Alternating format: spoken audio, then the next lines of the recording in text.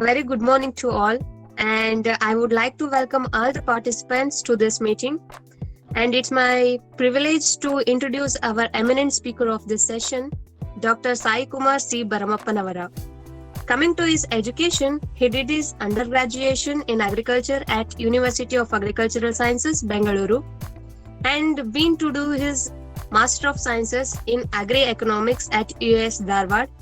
During 2007 and 2009, he had been to his International Master of Science in Rural Development, consortium of 4 basic universities in Europe, that is Ghent University in Belgium, Agrocampus Rennes at France, and Cordoba University in Spain and Humboldt University in Berlin. Then he went to do Doctoral of Philosophy, Division of Economics of Agricultural Cooperatives, Humboldt University of Berlin.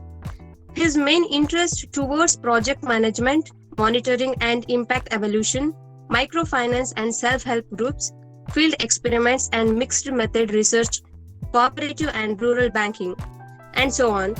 Coming to his work experience, till date, he working as Assistant Vice President, Research, Sambodai Research and Communication Private Limited, working on project monitoring, and also worked as a Senior Associate Scientist at Indian Rice Research Institute, Bhubaneswar, Odisha. Then as a project leader and postdoctoral research, Berlin Social Science Center at Germany, and a research fellow at Junior Research Group at Chair of Cooperative Sciences, Humboldt University, and as a Senior Research Fellow at GKVK, University of Agricultural Sciences, Bengaluru, and also as Data Analyst and Data Enumerator at College of Rural Home Science at UAS Dharwad. For his enormous work, he appreciated by many awards. Likewise, CIM returning experts during 2019 to 21 from program Migration for Development, and also got that Young Ambassador in 2018 and 19, got that fellowship from German and Erasmus Mundus Fellowship by Europe. Also got International University Meets Microfinance Award in 2009. And also Best Student Award continuously for 3 years in higher secondary school. He had many technical skills and competence. He also published many research journals regarding agricultural sciences and the economics. This is what the brief introduction about Dr. Sai Kumar sir. And on behalf of all participants, heartily welcoming you, sir, for this session. Thank you so much. Thank you, Once Parvati. again, I personally welcome Dr. Sai Kumar for this session. Welcome you from the College of Horticulture in Rio. Thank you, Ravi sir, and thank you, Parvati, for such a nice introduction. I thought someone will get confused after reading my CV for the first time, but you made a very comprehensive presentation. So I have a very small presentation stuff, and I want to have this session to be of more of discussion thing, and I'm open to answer any of the questions from the students, whichever possible I know, and if something which I don't know, definitely I will get to get to know you through some other contacts and all. So just I will share my screen in a second. Is it visible? Yeah, it's visible. Okay. So first of all, I want to thank the team which is organizing, as well as the UHS, for doing such a nice program on career development and learning opportunities in international institutes, particularly in such a challenging situation. Like all the students will be at home and a little bit depressed of not meeting their friends and worried about their future. So definitely this type of sessions will encourage them to plan their future and to have a longer vision of their future and start preparing for it. Definitely they have more time now compared to the college time, since they are not going to the college physically. So I appreciate the organizing team, and as well as in the starting itself, I just request the entire student team or the student community to make best use of it. Because I do remember, like in our college days, we never had such opportunities. Sitting at home, having it on your mobile, getting all these information comprehensively at one place is, we never imagined, we never had such an opportunity. So you guys have a great opportunity, make use of it. So I'll just start, like jump directly into the presentation. So can you see my second slide? So already Parvati has explained my CV, but just I want to share my experience, like where I am today and how I was 10, 15 years before. So I joined the BSc Agri at College of Agriculture, Shimoga, which was still a college affiliated with UAS Bangalore. And then after, I was an average student during BSc Agri, not much like more than 90 OGPA or CGPA, whatever, not that kind of guy. It was between 80, 79, 80, 85, something like that.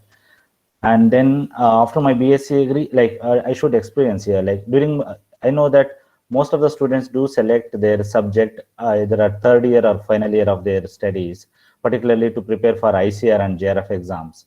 So in my college, in my batch, I was the first guy to select social science. Like I was interested in economics, so I selected social science for JRF exam. So, and I was criticized by many of the classmates, seniors, and even some professors, like select life science. Why you are selecting social science?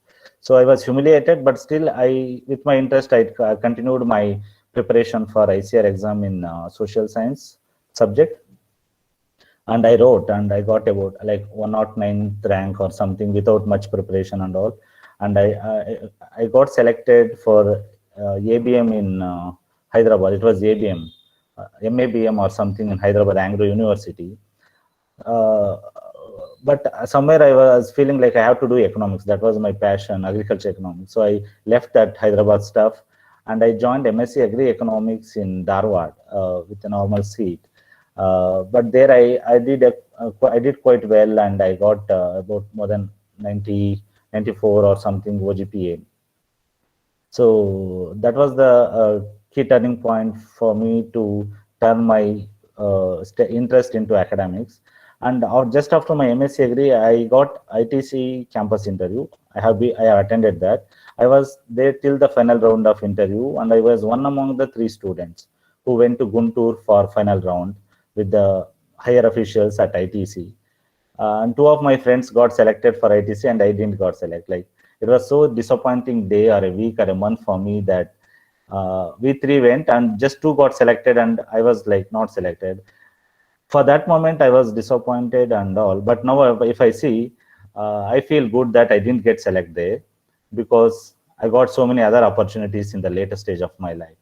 So my request to the student is, all the students is like, just try your best. If you get it, excel it. Otherwise, don't worry about that. Leave that there itself and move forward with the next best opportunity. That's what I want to say. And after my MSc Agri, came down to Bangalore just for immediate work. I worked as a senior research fellow in USAID project for about 6 to 8 months. It was really a good opportunity to learn how to implement a project at field level, working between our Indian professors and US professors. So that was a learning experience of a short time. And just after that, I had a interest to do PhD, so I applied in GKVK and I started to do it. And it was there for 2 weeks, and then somewhere I felt I am missing something. So already in my back of mind, I thought of going out of India, but I didn't prepare anything. But I just discontinued my PhD after 2 weeks at GKVK. And then I joined Symphony Marketing Solution. It is an MNC. In 2007, actually, it was 2007. It is pure market research company. Being an agri economist, we were selected to do market research work, and I was looking after UK's FMCG data, fast-moving consumer good data. I worked there for a year. There also I was not happy. Like, somewhere I feel that we are sitting in Bangalore, Karnataka, and then we are working for a data which we don't see, which we don't know, which is from UK. So there I actually my search started, and we have our seniors in Germany and Europe who helped me to apply for IMRD during that time of working at Symphony. And when I was working at Symphony, there was a option for direct ADA direct interview process by KPSC. Even I applied and I attended the interview, but I didn't give my head into it much, like to go into the bureaucracy expectations, what they do, rent seeking thing. So I didn't do that. So I just attended the interview, got that experience, and by then I already got confirmation from Erasmus Mundus scholarship. So I moved to Europe. So even during that time, I got critics from many of my friends, colleagues, and all that. I would have gone to choose government job of ADA, which is very much good, like in the society, instead of going for higher education in Europe. So when I got selected for International Master of Science in Rural Development, first thing I had, like I had confusion in myself and also from many of my friends that why I'm going for a second master's in Europe. Why I'm wasting my 2 years of time in the precious lifetime. So that doubt I had till I attended my first class in Germany, because like we already finished masters in India, it won't add much value to my CV. That's what I was thinking. But when I attended the first class, I realized that no, there is a lot more thing to learn. I do remember my first class. It is on agriculture policy, international agriculture policy analysis, where exactly they taught us the real numbers, the export tariff, import cess, how exactly they do influence on the import and exports of countries, and how do they influence or impact on the international relationships. So we studied the realistic thing there. So in the first class itself, I removed whatever dogma I had in my mind, and I said, okay, let's learn. There are so many things to learn, and from there I started learning new things at an international platform, like doing my papers. My master thesis papers were laid as it is in the thesis. So I started working on my master thesis papers. So I started publishing them. And this, to share with you all, this IMRD is an international program which, as Parvati explained, we get an opportunity to move around the universities. Like there are 4 universities selected, and we can move around for every semester. So that teaches us a lot, both academic life as well as personal life. First thing is in personal life, it teaches us to get adjust to the new environment, new professors, new rules and regulations, new friends, new international friends, new way of doing research and teaching. And whereas the method of examinations are also totally different in each of the universities. Though it was a challenge thing for us to prepare, but good that we learned it and we excelled in it. And after my IMRD, at the end semester, I think at the 4th semester, I started applying for PhD all over in US, India, so not in India, US, Europe, and not in Australia, only US and Europe. I think I opted more than 50 PhD applications. Whenever I get negative responses, I used to get disappointed for a day. And then again, next day, start applying for the new thing. So, but luckily, one fine day, my professor with whom I was doing my master thesis, he called me up and he says, it was almost at the end of my thesis defense. So he said, he's going to offer a PhD for me. So if I wish, I can continue with the same professor in the same division. So I was so lucky that I could work with him for PhD also on the same topic of self-help group and microfinance with much a deeper level using behavioral experiments and behavioral economics. So once I started my PhD, it was again a different, like a tough experience, I can say. It took almost 4.5 to 5 years. Usually we think that PhD means 3 years in India, and we stick on to that plan, 3 years, and then go as job search and all. But since I selected behavioral experiment stuff, which is totally new to me, which I learned before, neither in my UG or PG. So I need to take extra courses, learn new things, and then apply and adopt in my research. That take more time of my PhD life. So before finishing my PhD, like I didn't apply for any jobs. Like so like I got a job opportunity, and someone says, here is a good opportunity for you, do apply and go. So that was a postdoctoral fellowship, but blessing in disguise, it is implemented at Ramnagar district of Karnataka. So the good thing of that was like 3 months I can be in Bangalore, 3 months I can be in Germany. So just selected, and that was again on a behavioral experiments. That gave me a deep dive into the behavioral economics research, which is still in nascent stage in India. I'm sure in definitely in our universities like University of Agriculture Sciences Bangalore or UAHS Shimoga, I'm sure none of the economic students have used behavioral economics or behavioral experiments in their research. So there is a huge scope to learn and apply new methodologies and new techniques in our life once we go out and learn in the international platforms. So with that, presently, later in 2019, I finished my Europe life, and I thought of coming back to India, which was my plan since the beginning. So when I started applying jobs, I got a position called Senior Associate Scientist at IRI, International Rice Research Institute, particularly looking at scaling of innovations. Like the innovations which are piloted and proved, we have to scale it up to the state level in Orissa. My work location was Orissa. I worked there for an year and a half.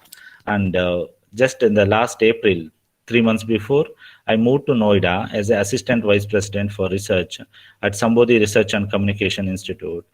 So it is the Sambodhi works mainly for monitoring, evaluation, and learning of projects. So I do give example of projects which I am dealing with in the later stage. And what next? Presently, I'm at Sambodhi, and what next? So I'm open to any best opportunities in the world to serve my society, to serve my country. I'm not going to confine myself. This is what I have to do, or this is where I have to stay, because not everyone will get the opportunity. When we get the opportunity, we should make use of it, and we need to serve the country. That's what my principle is. Even my quotation in the below says, up to certain stage, we live for ourselves. Our salary will be enough for our family, and after that point, whatever we work, it is for the society. So with that, and now we all know that presently everyone in the society run behind the personal benefit. So if you say something, everyone will ask, what is my personal benefit from it? So I want to share with you all that what are my personal benefits from this higher education in Europe. So first thing is, qualification will add to your CV, and the knowledge gain, immense knowledge gain, which we will never lose it till our last breath. And the second thing is international exposure. If I look back, I have traveled to more than 20 countries. So you people may think that no, if you have money with any other means or business, even you can travel. No, there is a totally a different experience. Going as a student, going as a researcher, you will learn much more things than a tourist. Mostly tourists go through the country like big cities and monuments and all. But I am happy that we have traveled to cities as well as to the countryside, rural areas. I've been to Italian rural villages, German rural villages. So which really do inspire us. I do remember one of the village near Cologne in Germany, which is a small village, very clean, neat.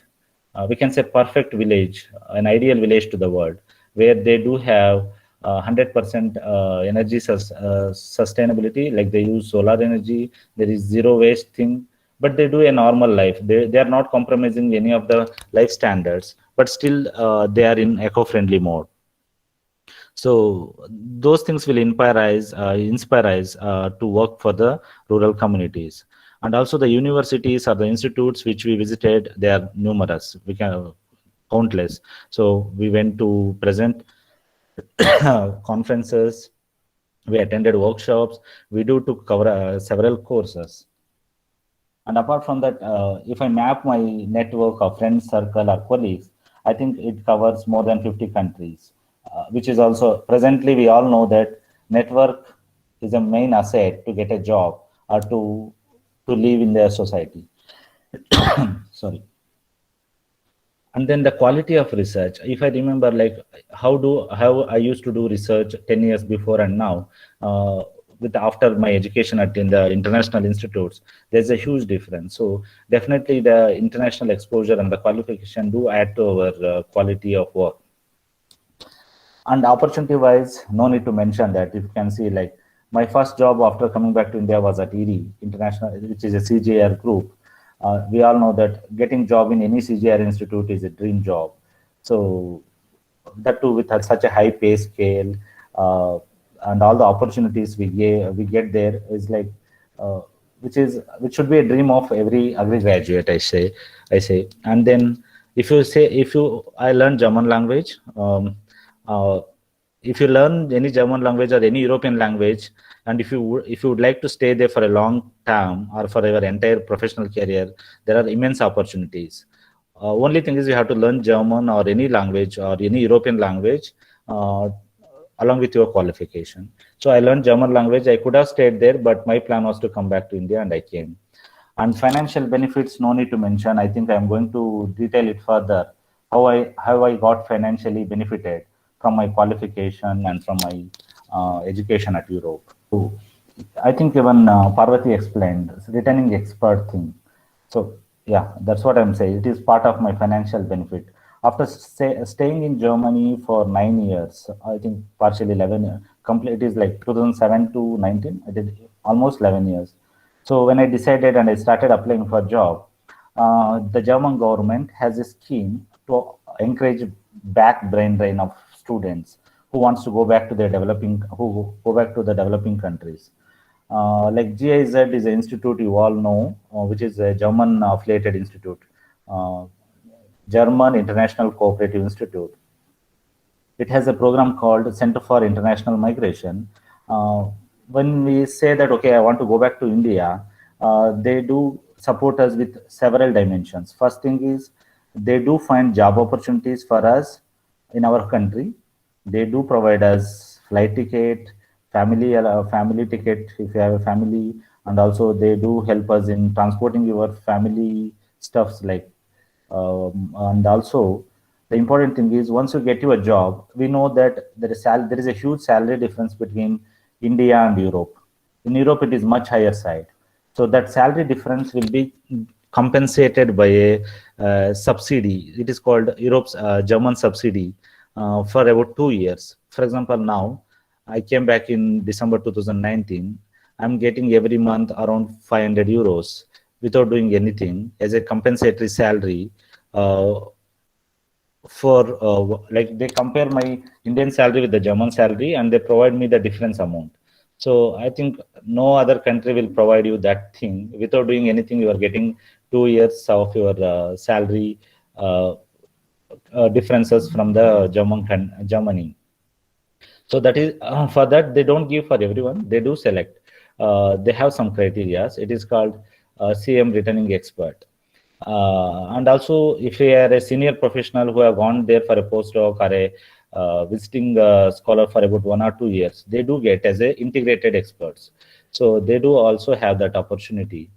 And the second thing I have mentioned on the slide is young ambassador for DAD. So since I'm a DAD scholar during my PhD program, after the PhD fellowship, the DAD will ask students who are interested to promote higher education in India or in their home countries. So I was one among them. I showed my interest and I have been selected as an ambassador to promote higher education in India.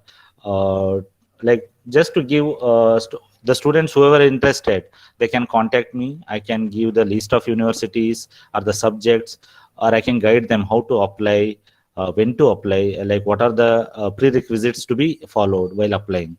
So I will be the facilitator who can guide the students until they apply for the program. So after all these things, what I am now, already I explained. I am by affiliation, you can say I'm an agriculture economist, I'm a rural development expert or behavioral economist. So I'm a GIZ CM returning expert. I'm an young ambassador of India for DAD. So these are all affiliations and presently I'm an assistant vice president for research at Sambodhi. But so this is one of the picture which I would like to present where I got this. If Ravisha remembers, he was there with me when we got this Tropantag award at Geneva, Switzerland. So I think Ravish sir was accompanying me during that time. It was for a best research paper during my master's program. But above all, I'm a passionate farmer, which nobody can take away from me. So even during my weekends, I will be at my farm doing my farming activities. I do follow integrated farming approach, because many of the people say it is easy to say and tell farmers to do this and all, but it is difficult to follow. So I thought, okay, let's start and do farming as well, and do have a practical experience. So presently I'm a farmer also. I'm proud to say that I'm a passionate farmer. I do have a dairy, I do have agroforestry, uh, I do have plantation crops. So this is what I am now. With my, I hope a couple of my experiences and pathways do help or encourage at least one or two students in this group. That will be a great thing. Now, little bit moving on to the core part of today's session. Why education in Europe, in particularly Germany, if you can say. Uh, so why in Europe? I think already yesterday a couple of people have said that it is comparatively cheap. Quality of education is good. Earlier, language was a barrier, but now it is not. Even they are much open to English as a medium of instruction. And job opportunities, as I said already, if you have learned that local language, that country language, for example, in France, French, or in Germany, German, or in Belgium, Dutch, or in Italy, Italian. So whatever, if you learn a basic language, you'll have an immense job opportunity as well. And if you say how the education is different from India, you have the freedom to select and learn optive courses. It's not like, for example, from our experiences even now, like if you have joined for a master degree in UAHS Shimoga or in GKVK, you have to complete all your courses there. There is no much scope to go and select some other course, maybe in IRI, maybe in Delhi School of Economics. So there is no much option like that. But in Germany, you are totally free. If you feel some course is important for your research, if you feel some course is very much interesting for you, you can apply for that course. If you get selected, you can go and take that course in that university. There is a huge flexibility in selecting your optive courses in all the universities, not just in Humboldt. You have in all the universities. That is one of the best thing which I learned from European universities. So you have the freedom to learn, which is of your passion or which is of your interest. The second thing is allows us to use and apply our own approach and thinking. When you are studying, if you feel something is applicable to your research, some approach or some theory is useful for your research, you are totally free to apply, but you just need to justify or defend it with your research team. And the best thing of European research, particularly for PhD, is you will be allowed to become an independent researcher. Nobody will pressure you. Nobody will put you timeline. You have to put your timelines. You have to put your boundaries for your research. You have to be on your shoes. So that makes you an independent researcher, keeping your targets, keeping your objectives, keeping your timelines, keeping your methodology. So you have to plan yourself. That is the thing. But over the time, over the 3 years or 4 years of your PhD life, you will become an independent researcher and will be good at handling any project if you are given independently to lead it. And also as I already said, quality and method of research, it is much open. Like there are so many new things. For example, in social science, if I say mixed method research, both qualitative and quantitative, or it can be behavioral experiments and quantitative. So there are combination of research approaches which you can use at PhD level. So I still feel a couple of such things are missing in Indian agri universities or institutes. So, but I think there's a huge scope to learn. And coming to the scholarships, even for my master's and PhD, while going, yes, I do took money from my parents for the initial 1 month. But when I got my stipend, I sent it back, including my flight ticket, including my laptop expenses in 2007. So effectively, at the end of the day, there is no need to spend a single penny from your parents' packet or your packet. So it all will be paid. You will get a huge amount as a scholarship, at least I'm sure if you do a decent economic lifestyle, you can save 30 to 40% of the scholarship money. It is as good as saving money from your salary if you start working in India. For example, if you say, okay, after my MSc, shall I go and do PhD in Europe or shall I work in India? If you work in India and if at the end of the day, if you're going to save 20,000 or 30,000 a month, the same thing you can save even in your PhD life with your scholarship. So that's what I mean to say. You are not going to sacrifice anything with your long-term plan. That's what I mean. And if you have a family, you will get spouse allowance, which will add to your stipend package, kids allowance, kids schooling expenses, and also will have entire family insurance, and also especially the I think most of the scholarship, DAT scholarship, Erasmus Mundus, or many of the research projects do give one-time travel back to their home countries. It can be India or any other developing country to that person and also to his family members. You'll get one-time travel fare free of cost from the stipendium.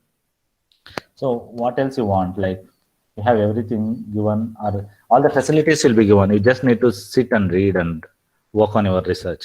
That's all. And what are the prerequisites? Okay, I have decided to go. I want to start apply. What are the requirements? Nowadays, most of the universities do ask GRE and TOEFL has become essential. But I have seen that a couple of institutes or universities do waive off this GRE or TOEFL score in Europe. I'm saying, not in US. When you have studied in English medium in the medium of instruction is English. If it is more than 10 years, you have studied in medium of instruction as English for more than 10 years, the TOEFL scores will be waived off. So it is not like there are some universities, I have seen that. And the second important thing will be publications and conferences. If you are applying for PhD just after masters, the thing which we neglect is we don't focus on publications or do presenting papers in conferences. But I emphasize that we should publish at least one paper and try to present one or two papers. Can be in international or national. Just try to present, have the feeling of it. It will add to your CV. So please do focus. I think nowadays many of our students are focusing on that, as I know from a couple of students with whom I'm working. Like presently, I'm also guiding two PhD students and one MSc and 3 interns from OUAT, Odisha University of Agriculture Sciences and Technology. So I do know that they do focus. They know the importance at least now. And the third point here is good and crisp CV. I am emphasizing is that at least when I am preparing my CV, we used to think that more the number of pages, the CV will be good. That's what professor will think. That's what we were feeling. No, it is not like that. Even after 10 years of experience, these CVs should be maximum of 2 pages. For example, today I think I have shared my CV, a detailed CV with Ravi sir or with the organizing team. That is much detailed. If someone from Europe asks my CV, I will send a CV of just 1.5 to 2 pages. So that is the maximum allowed or permissible CV limit in Europe. And there is also a standard format called Europa CV. Anybody can browse and have that format of CV while applying for European universities. It is called Europa CV, EUROPA, Europa CV. So do be careful while developing your CVs. Don't put everything you know. Only put the things which you know strongly, which you know properly. And don't put any things which you have not done, the project experiences and all. Only things which you have done it, do share it honestly on the paper. And next, coming to the research proposal. You need to have a 3 to 5 pages of research proposal for a PhD. I think 3 pages. Even for a master's, they do ask for a page of 2, whichever topic you are of your interest. So do prepare. Just browse it. What are the contents need to be in that? Share with the senior professors. Share with someone who have an experience, maybe like Ravi sir or someone who. Or also there, I saw that there are a couple of people who have come back from US and Europe are the faculty members of UHS. So do share with them. They definitely will give you the feedback on the quality and also the contents of the proposal, that is very much important to get shortlisted for any PhD fellowship or scholarship. And someone, if you want, like, you can approach me also, like I can also share what are the things to be in it, or how the structure should look like and all. And approach your subject specialist. Someone from social science definitely can approach Ravi. Someone from life science can approach, for example, Mohan, who was sharing his experience yesterday. You can approach him also. Even he will be happy to give the thing. Even you can, any social science guys can share with me also. I can also be happy to share.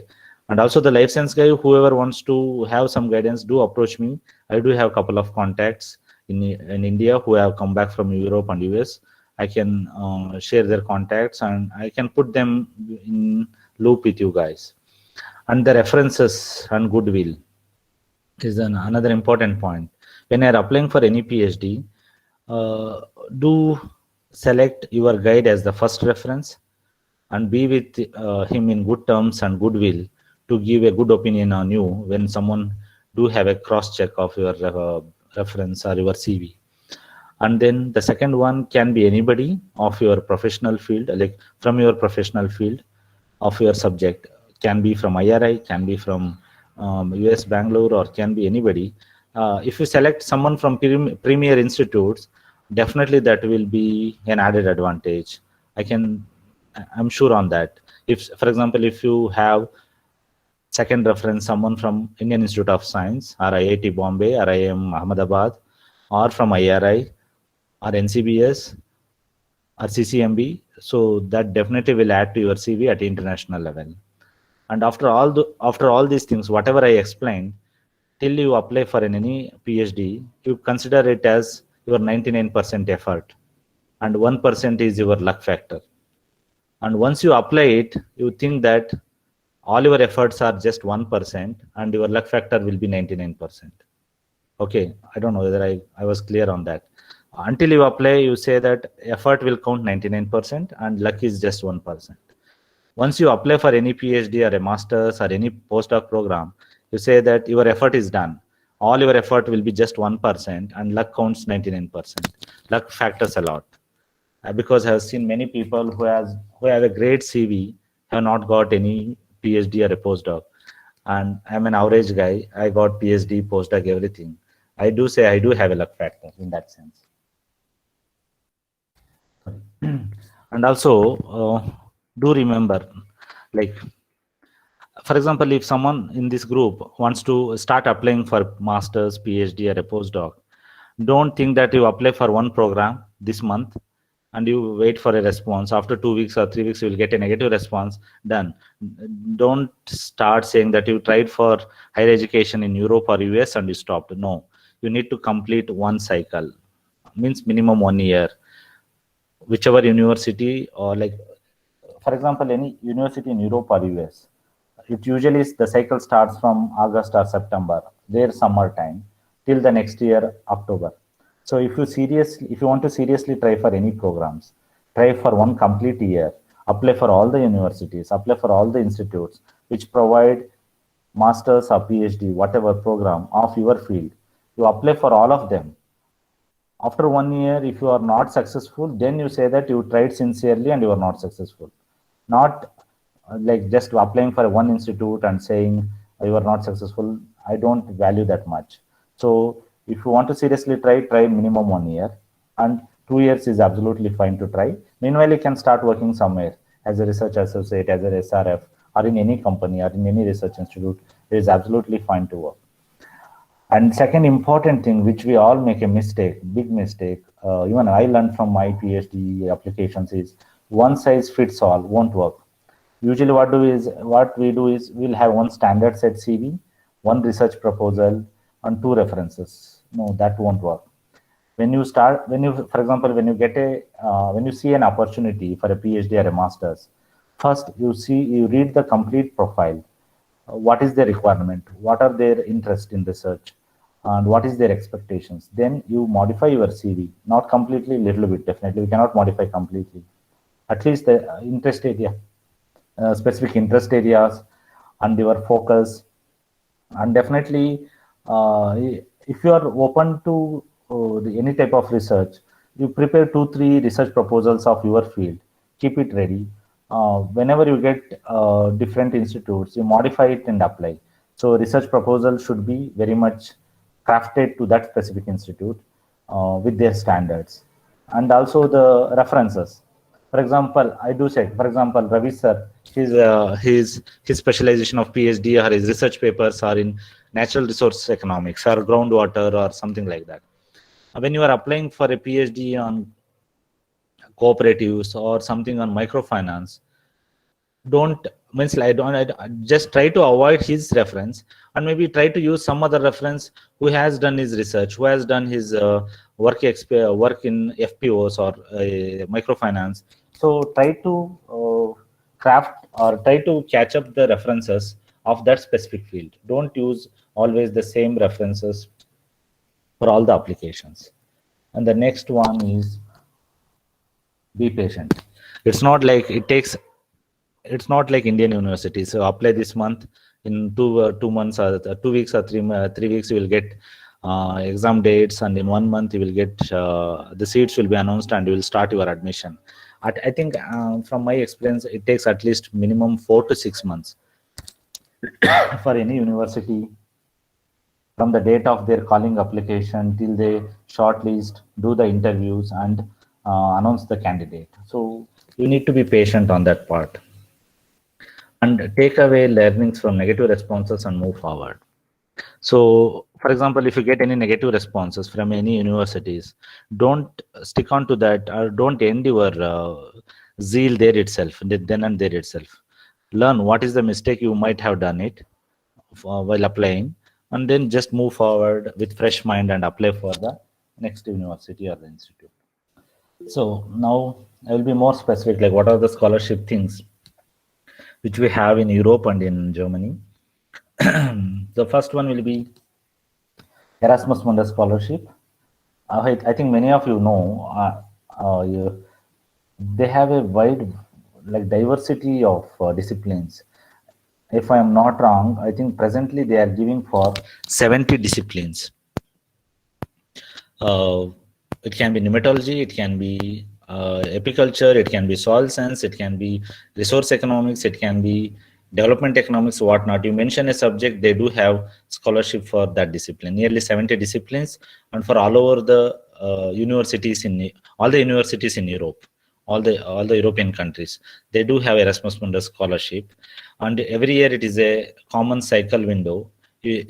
I'm not sharing any links here. Just browse Erasmus Mundus scholarship application. You will get the link.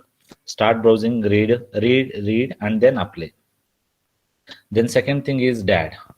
DAD scholarship is a huge proud of German government. It is there from long term. I don't know, like exactly maybe 50s or 60s they have started it, and they have a separate governing structure to maintain the scholarship, DAD scholarship for the developing country students. It is a very standard set procedure. We have a DAD office in Delhi. There is a website. You can apply online. Every year, October 5th is the deadline, usual standard deadline. And DAD scholarship is for everyone, I can say. Master students, I think yesterday someone was asking Mohan about the bachelor sandwich. Yes, in you do have bachelor sandwich through DAD scholarship, but as of now, it all has been taken, or till it's been taken by only IIT students, IIM students, and IISc students. I will be happy if someone from agriculture universities get that opportunity and go as a sandwich of bachelors.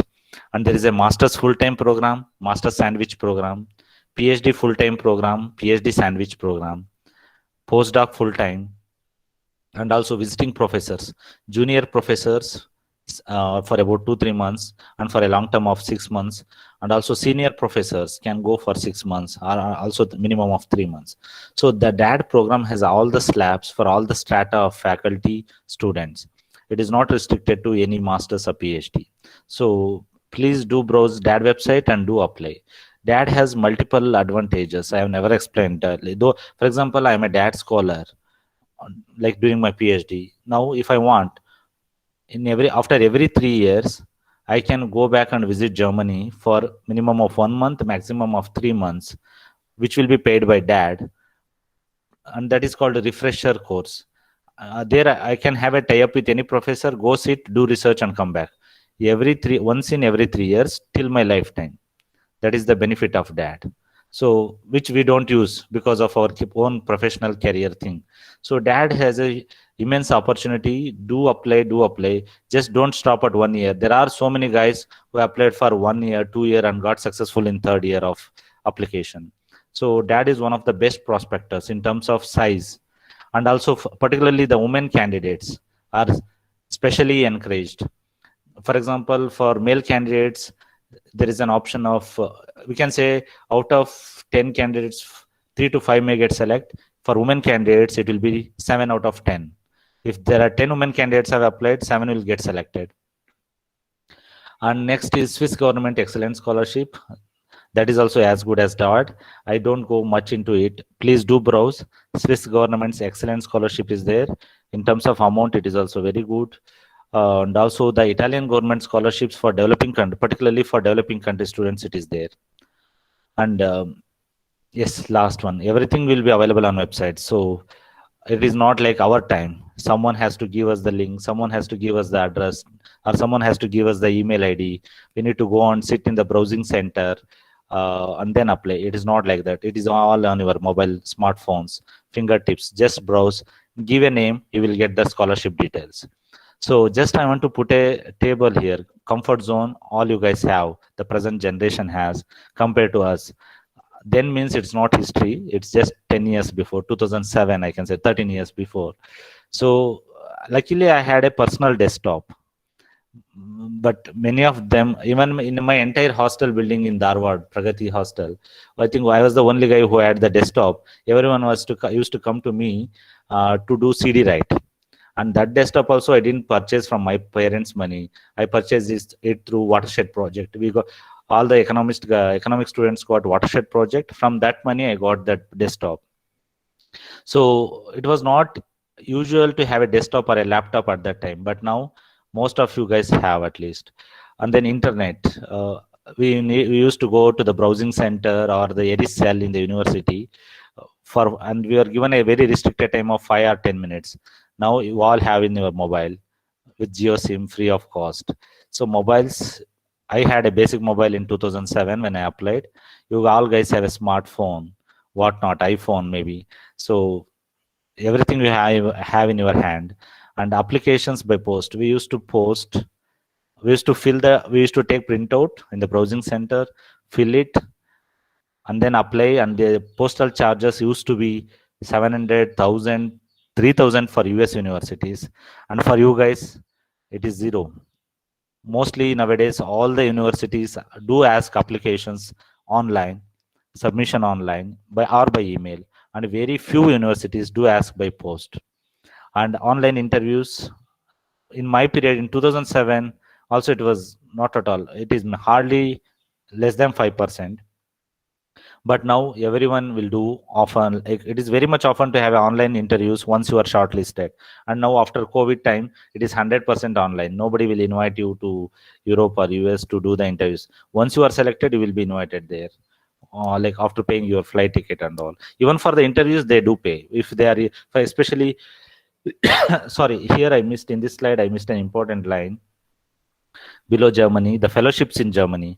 The Max Planck Fellowship, Robert Koch Fellowship, Humboldt Fellowship, Marie Curie International Fellowship is the biggest, highest paid fellowship in the world. So one Max Muller Fellowship for, I can also specify, Max Muller Fellowship is for, so even for some social science, linguistic background, Marie Curie particularly for life science, Robert Koch Fellowship is for microbiology, biotechnology, pathology and all. Max Planck Fellowship is for all the life science discipline and to some extent for mathematics, physics, and also to social science, especially economics. So I think I'm sure I've given all the information on what I want to say in this thing. So I want to also share some of the nostalgic memories at my university. So the left side building is our uh, university building at home, like Humboldt University, which is about 200 years old. It was started in the year 1810. I'm proud that I'm an alumni of that university. Till I joined there, I got admission. I don't know that it has a an alumni who are about like 29 Nobel laureates are its alumni, including Robert Koch, Albert Einstein, Max Muller. So there are so many guys in the list. Indirectly, there are 59 Nobel laureates who took courses in Humboldt. These 29 are who have directly did their education. And the second thing, I'm proud that one of my home university for IMRD is Ghent, University of Ghent, Belgium. I'm proud that it stands top 50 in the world ranking, and Humboldt stands 82 in the world ranking. So and I think now in this ranking list, recently we have our IIMs, IITs in the list. Otherwise, almost we are out of that list. So I'm proud that I was part of those universities. I learned there. I got an opportunity to study and interact with those professors. I think I can say that they are all second line professors to Nobel laureates. Many of my professors did their education or guidance under, for example, Elinor Ostrom. Professor Elinor Ostrom was a supervisor advisor to my guide. So I'm happy for that. I'm proud of that part, saying that part. And I think Parvati has also said in the beginning, I got International Microfinance Award, which was given at Paris for my master thesis, best outgoing master thesis from developing countries.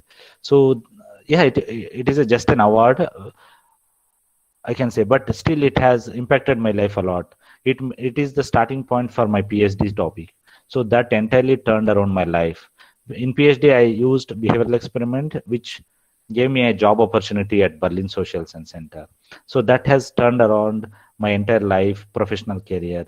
So there are a couple of good things. And the second picture you all can see is the world-class library of Humboldt. I think Ravi sir has missed this opportunity to see this new library. It has started after he left Germany. It is about 10-floored building with all the books from the world available in both soft and hard copies, open 24/7. There is no holiday except the Christmas holidays. It is open 24/7. There are separate cabins for PhDs. You can sit, sleep, work. You need to go only to eat outside. Otherwise, you can sit, do everything, whatever you want, like analysis, writing, whatever you want. You can do 24/7. It can be your home after your it can be your second home. And the best thing which I enjoyed in Germany for 11 years is, for students, there is a nominal fee which they include in your semester ticket. So it is as good as a free public transportation in the entire Berlin city. You can travel around for about 50 kilometers free of cost. So it is not just reading or studying or research. You can enjoy your life over the weekends, in the evenings, as you plan your life. And as I already said, world-class library, and then mobility concept. Even I said this before. You have all the option to choose the courses from different universities and move around and complete that course, whichever required for the curriculum, like the credit system. And group work and assignment is the best thing which I enjoyed, because most of the group works and assignments used to be with the international students. One can be from China, one from Africa, or one from Thailand, or Korean was there, or whatnot. You mention a country, we have all the there will be one student from that country. So we used to enjoy, because each of them used to represent their country, and they used to share their experience or the reality of agriculture in their country. So when we are doing a group work, the group work product, the output used to reflect things from all the countries. Actually, that was a literal, rigorous and learning process for us. So outside academics, the other nostalgic memories which I'm happy to share is the winter season snow. Though the first initial time used to be hard, with minus 20 degrees, minus 23 degrees in the December time. But we used to enjoy the snow, go around. in the Switzerland, Alp mountains and all. And the second thing is now we all in India are talking about fast trains and all. I think it's been 10, 15 years. I enjoyed that thing, like train going at 250 kilometer speed, 300 kilometer speed, the intercity express trains between Berlin to Cologne, between Berlin to Munich. So we did enjoy that part also. So that is the additional thing which you all get. I have many hundreds of photos to add. Just because of time constraint, I am not adding it here.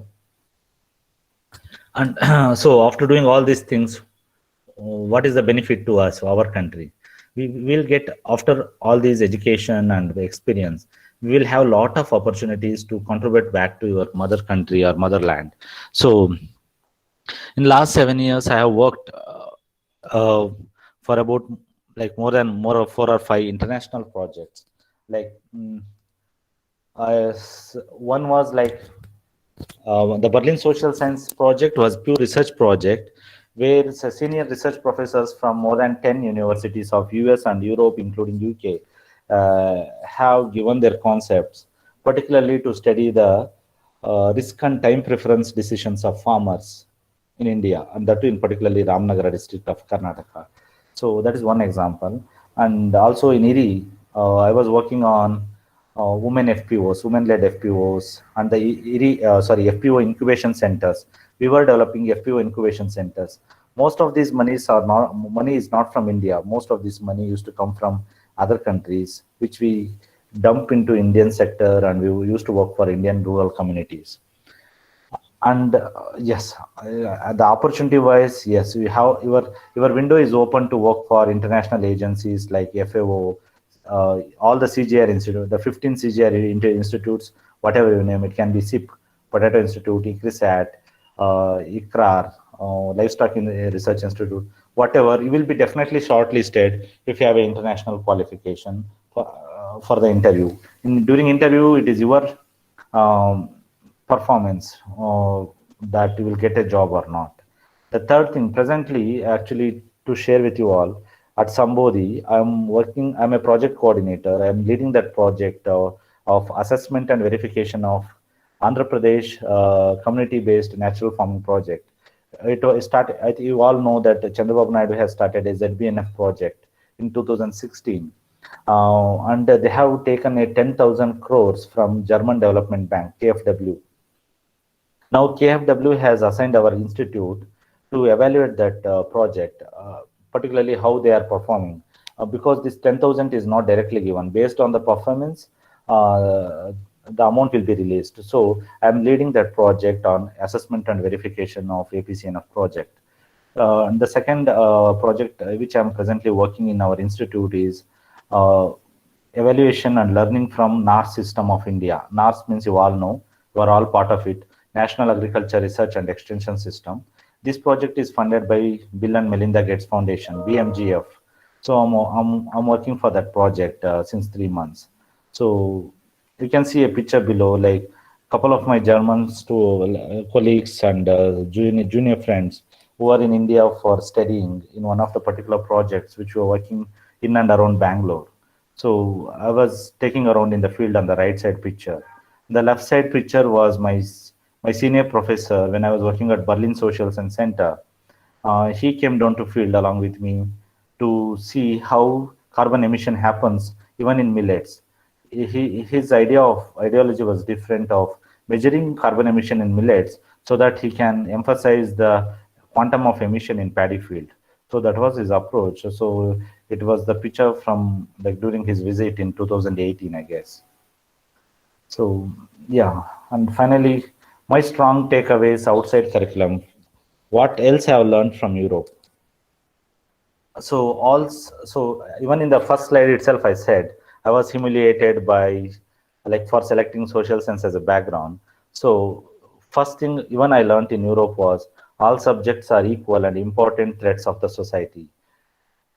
I've never seen anybody there in Europe in all the 7 or 8 years of my life there humiliate social science or life science, nothing like that. All the subjects have equal weightage. Equal means equal. There is no ambiguity in the word. And there is no boundary of subject. We all will have a clear-cut boundary just after joining MSc, entomology, pathology, social science. There is no, it's all interdisciplinary, totally interdisciplinary in learning itself, I'm saying, because I have seen many of my colleagues, even the professors, who did their bachelor's in geography, did master's in economics, and PhD in behavioral stuff, social science, social capital stuff. And also I've seen a guy who has done his bachelor's in biotechnology and master's in economics. So there is no boundary, they are free to choose it. And also the work culture habit is totally different. During their office hours, it is just work, work, work. And there are no family disturbances, no mobile phones, nothing. It will be totally focused. During the weekends, it is all enjoy, enjoy, enjoy. And then advanced planning is one important thing which I learned. There is no sudden planning. Whatever you plan in advance, prepare for it well and implement it properly. That's what the principle is. So even I do carry that in my life. And apart from the academics, in social life, yes, it is time, which I have learned, time, value of time, and follow the rules. Whether there is a traffic in the signal or not, I do follow the traffic rules even in India. Whoever minds what, I don't mind. And then cleanliness, I was following cleanliness by a bit before, but after going to Europe, yes, I think I'm much into it. Like I'm overloaded with cleanliness. And the equality of labor, yes, I will never forget in life. The respect given to the bus conductor is as good as to the office attender or a janitor. So it is all same to a professor. Even my professor used to come in bicycle or a cycle. Also my our office clerk, whoever it is, it's all same. There is no difference at all. And other important thing is do not lose contact to your roots. That is I should say here, my professor, though he is such a senior professor, he used to do farming in his farm. He used to visit his farm over the weekends and do. So I learned from him, and that was my inspiration to start my farming after coming back to India. So don't lose your contacts to your roots after going to a higher level. And then I must say more practice and less preaching. In India, we know that people do preach more and less practice, but please do follow more practice and less preaching, which I have experienced in Europe. I think most of them, they don't preach anybody. They just follow it. It can be honesty. It can be giving respect to the teachers. They don't have a teacher's day there. They don't call their professors as sir, but they do respect them. There won't be any back talks to the professors. So that's what I learned from there. And yes, this is all from my side. Thank you and all the best for the real aspirants. And please feel free to ask any questions, clarifications. Sorry that I forgot to add my email ID here, but I can put in the chat. Anybody can write that. Yes, thank you. Thank you, Ravi sir. Thank you very much, Dr. Sai Kumar. Really, it's a eye-opener for all our young students to grab the opportunities in various institutions. So really, I'm overwhelmed with your presentations. So, and also thank you for taking me to 10 years back to Europe. And I do remember a lot of things, and I have spent a good quality time with you people. And I'm happy to say in my success of getting a postdoc fellowship in Germany, so Dr. Sai Kumar is the background. So he has given all the information because he has already done 2 years of MSc in Europe. So through him only, I got an opportunity to visit Germany. So because of that, now I came to this stage. So thank you, Dr. Sai Kumar. Thank you for your involvement. And even though you are busy with your daily work, so you have given your valuable time for our presenters. Dear participants, now the session is open for questions. If you have any queries, you are free to ask. Hello, sir. Yes, please. First of all, I'd like to thank you for the wonderful presentation. It was very motivational. Like you told, when we face a lot of rejection, it's very difficult to apply for another college. So my question is see, I don't have a particular proposal for a PhD project. I finished my MSc in agriculture entomology, and for PhD, I don't have a particular idea or a proposal. So that time, what can I do? Okay, good question actually. And it's good that you don't have a particular idea in your mind. If someone has already some idea, it is difficult to change it. So what I say is keep your mind 50% open for any topic which will be given by your professor in your future university. And 50% of your mind, you start thinking on some tentative topics, I say, don't fix to it. So how to select a topic? Every year the topic focus do change. For example, since you are, like you said, entomology, right? Yes, sir. Okay. So for example, even the international institutes or the professors do browse, do know, check the news. Like for example, in presently in India, is there any pest or disease or anything that troubling a lot or damaging a lot to the farming community? For example, just I'm hypothetically taking, like last year in Delhi or northern part, there was some, no, I forgot the name. What is that? Fall armyworm was Yes, exactly. Yeah. So definitely that will be, if you write a proposal on that part, definitely some professors at international universities from entomology definitely will be happy on that. So you got the idea, right? Similarly, for example, maybe 3 years before, there was a huge damage of areca nut with some pest or disease. So it will be that.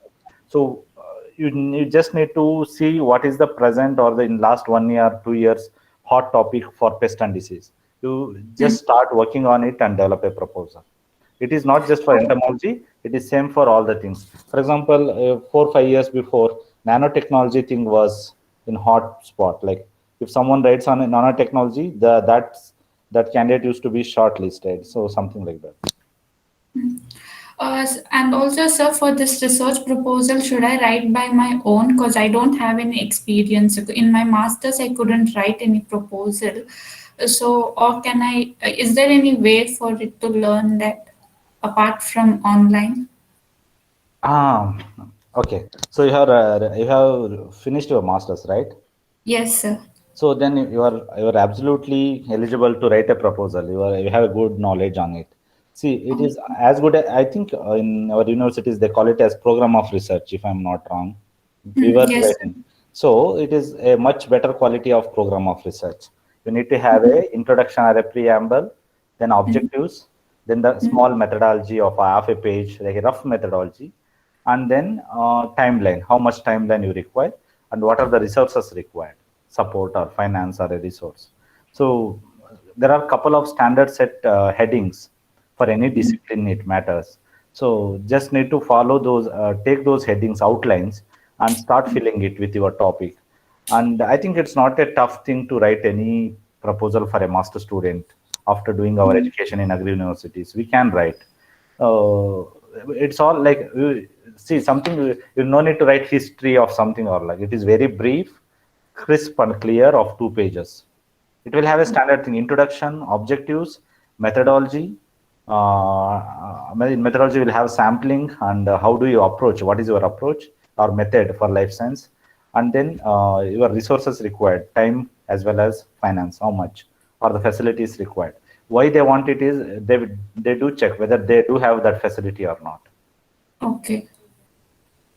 So, will there be any, can you give any tips on doing the second master's if, the PhD project doesn't work? Or, Yes. What I say is to save your time. If you are interested, if you are okay, start applying for both masters and PhD at a time. yes. So if PhD is getting delayed, just join for masters. If you get a job, masters thing.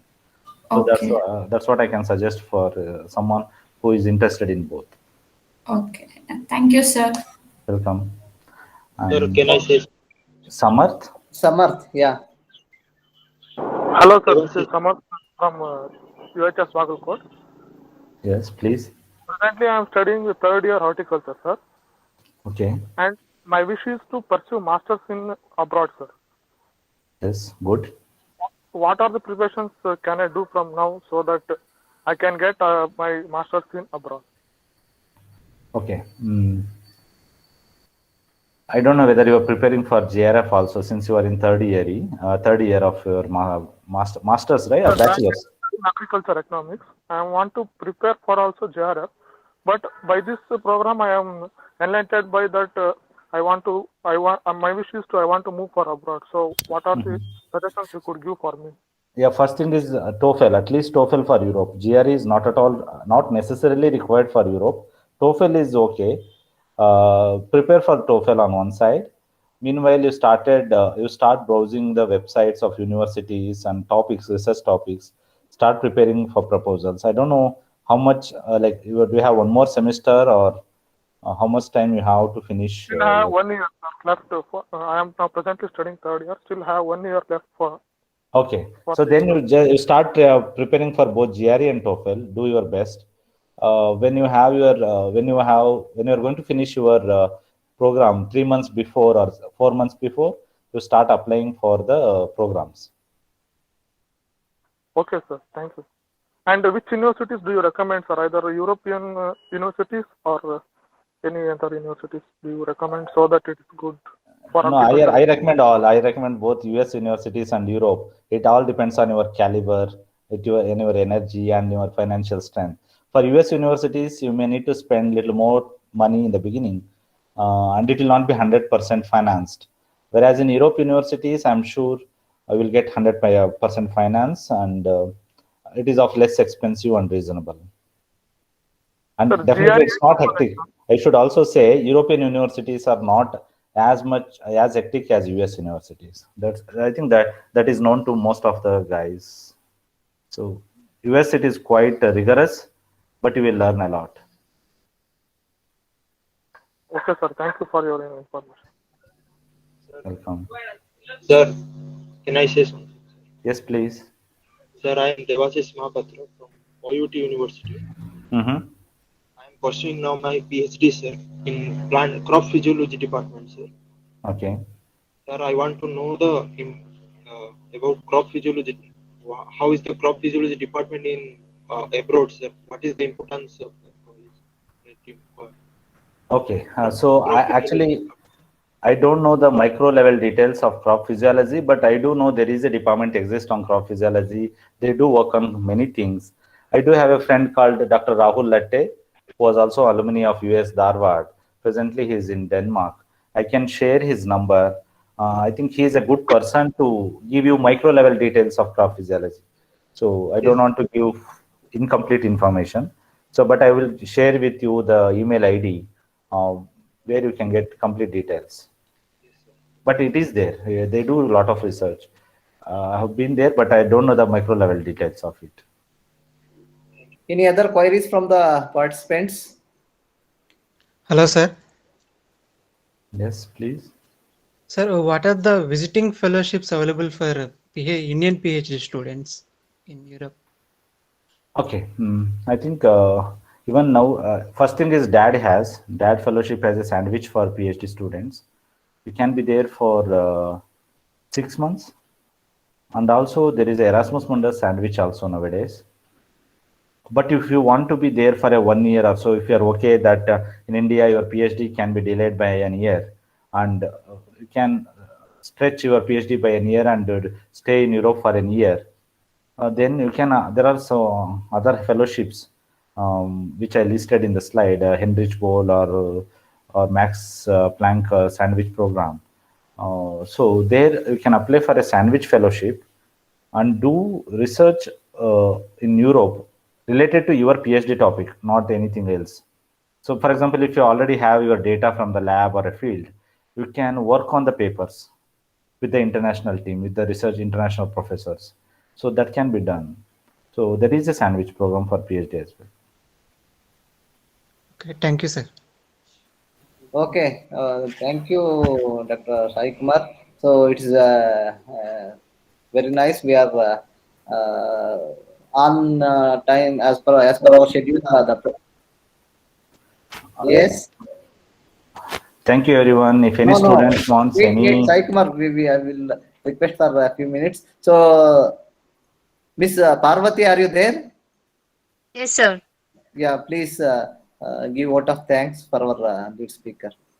Over Yes, to sir. you, Parvati. Hello, everyone. A very good afternoon to all. It's a very pleasure to give the vote of thanks to the respected guest, Dr. Sai Kumar sir. Despite his busy schedule, has found time to grace this meeting. Thank you so much, sir, for sharing the worthful information with us. And also thank all the participants for attending this meeting and made a grand success. Thank you so much. thank you, everyone. And please feel free to contact anytime by email. I tried to put in chat. It was not successful. I can share. You can be in touch with Ravi sir and ask him the email ID. I thank Sridhar sir, Ravi sir, and all the organizing team for this opportunity. Yeah, good luck for all the students. Thank you, Sai Kumar. Thanks for your valuable time and sharing a good worth of information with us. Bye bye. Bye bye.